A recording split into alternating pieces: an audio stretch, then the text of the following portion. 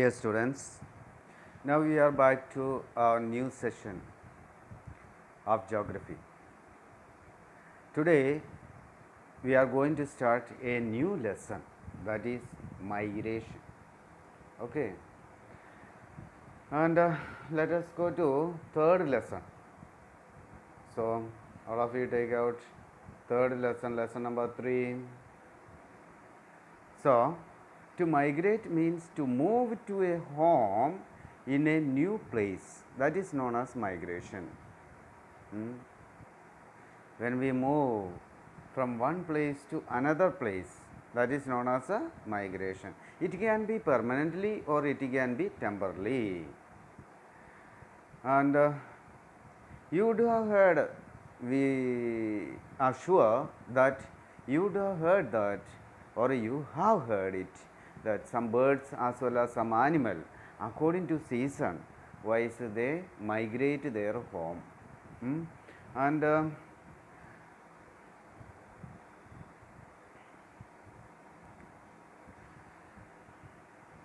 this human migration is the movement of people from one place to another, often over a long distance for the purpose of living in new location permanently or for a long time.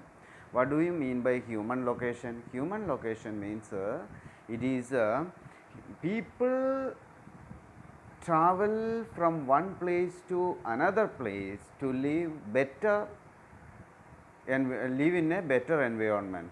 Okay, and it can be permanently or it can be seasonably.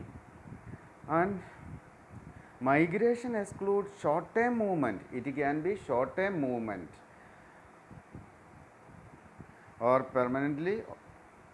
It may be taken by individual or a group. This migration can take place by individually or a group wise. Migration excludes short term movement like those of nomads, then commuters, nomads, commuters, and tourists, in which the migrants do not intend to stay at the new location for long. And now let us see, however, the seasonal movement, some of the seasonal movement of hired farm laborers, some of the laborers we can say, so some seasonal work they will have. According to that seasonal work, what they do it, they will travel from one place to their work field, okay, for cutting the trees or for cultivation purpose. But up to that particular season or up to completing their work, they will remain there, and afterwards what they will do it, they will return back. And these are known as a temporary migration. And now migration is voluntary when people themselves choose to migrate. For example, in search of a better opportunity, sometimes people themselves will decide to migrate to search better opportunities. And some migrations through voluntary are forced by conditions such as sometimes people are forced to change their shelter. It can be if a country is going under war, going on war, or sometimes some famines take place or epidemics happen. So these time what will happen, people will be forced to change their places. And such kinds of people who migrate in such a conditions and cannot return to their homes on ground safely and are called refugees. These type of people are known as refugees. Because of forced migration, people are known as refugees. And some other types are there. Some are migrants are not voluntary, and in case of people who are forcibly expelled to take away as prisoners, some will be like prisoners, they will be taking. And now let us see types of migration. How many types of migrations are there? Migration may be outward or inward. This migration can take place outward, or outward means outside the country, or inside, inward that means inside the country itself. And outward migration or the movement of people out of a region is called immigration. Mm. If we are going outside the country, then we are known as what is it? Emigration. This process is known as emigration. The people who are doing, the people who move out are known as immigrants.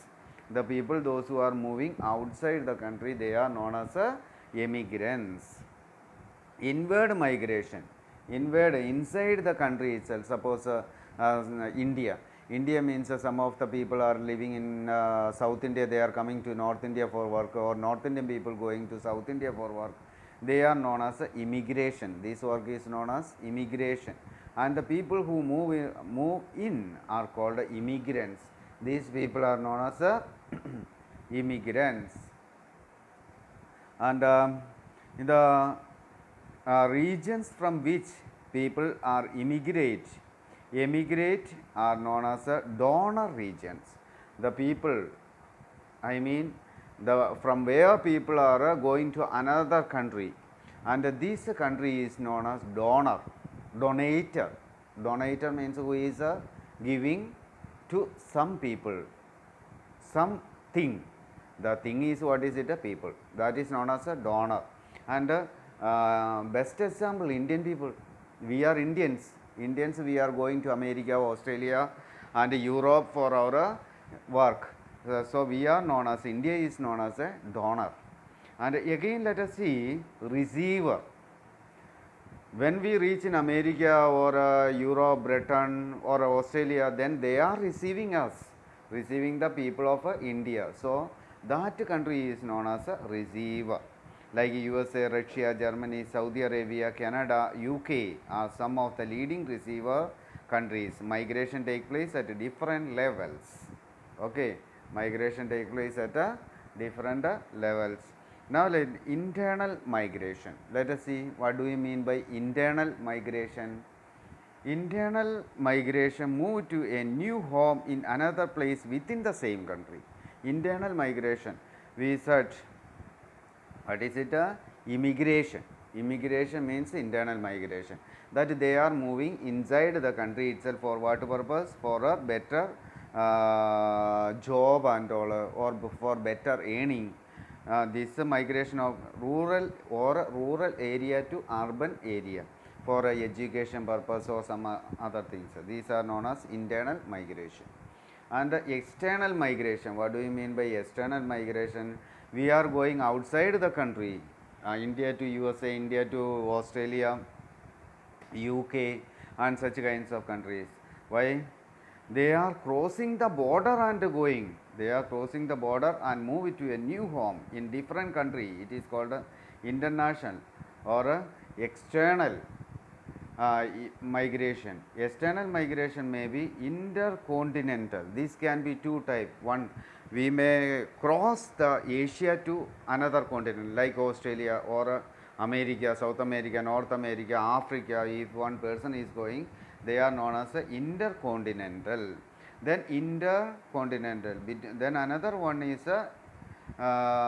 what is another one? In country to country. That is another migration to European to different part of Asia, that is known as intercontinent. For example, for intercontinent, intercountries means the same continent, some better. If Indians are going to China or some other countries for job or some other things, then we can say so inside the continent, it that is known as intracontinental. What is it? Inside the continent itself, that we can say so intracontinent. First outside the continent, intercontinental.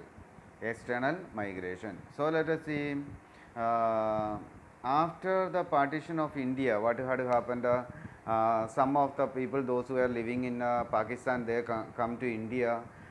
Those who were living in India, they went to Pakistan in 1947 after partition. This was an example for intracontinental migration.